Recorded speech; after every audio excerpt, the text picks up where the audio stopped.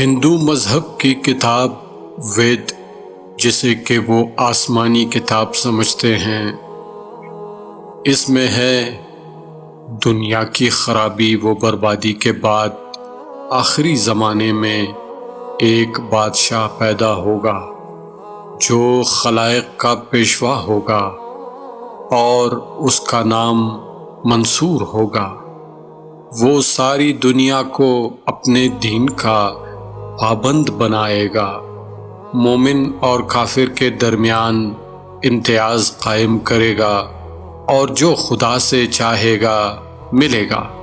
کتاب نجم الثاقب میں تحریر کیا ہے کہ برہمنوں کی کتاب وید میں حضرت حجت عجل اللہ تعالی فرج الشریف کا نام منصور درج ہے، اور اس کتاب کے بارے میں ان کا عقیدہ ہے کہ یہ آسمانی کتاب ہے۔ شیخ فرات بن ابراہیم کوفی اپنی کتاب میں حضرت امام محمد باقر علیہ السلام سے اس آیت کریمہ کی تفسیر کے بارے میں بیان کرتے ہیں، وَمَنْ قَتَلَ مَظْلُومًا فَقَدْ جَعَلْنَا لِوَلِيِّهِ سُلْطَانًا۔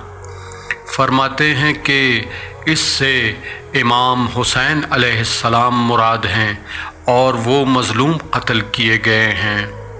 اور پھر اس آیت میں فرماتے ہیں، فَلَا يُسْرِفْ فِي الْقَتْلِ إِنَّهُ كَانَ مَنْصُورًا۔ فرماتے ہیں کہ اللہ تعالیٰ نے امام مہدی عجل اللہ تعالی فرجہ الشریف کا نام منصور لکھا ہے، جس طرح سید الانبیاء کو احمد، محمد، محمود کے نام سے یاد کیا جاتا ہے، اور جس طرح حضرت عیسیٰ کو مسیح بھی کہا جاتا ہے۔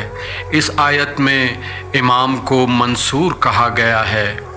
زیارت عاشوراء میں بھی آپ کو امام منصور کے نام سے پکارا گیا ہے، اور دعائے ندبہ میں بھی یہ جملہ ملتا ہے، این المنصور علی من اعتدى علیہ، اللہم صل علی محمد وآل محمد وعجل فرجہم وسہل مخرجہم ولعن اعداہم۔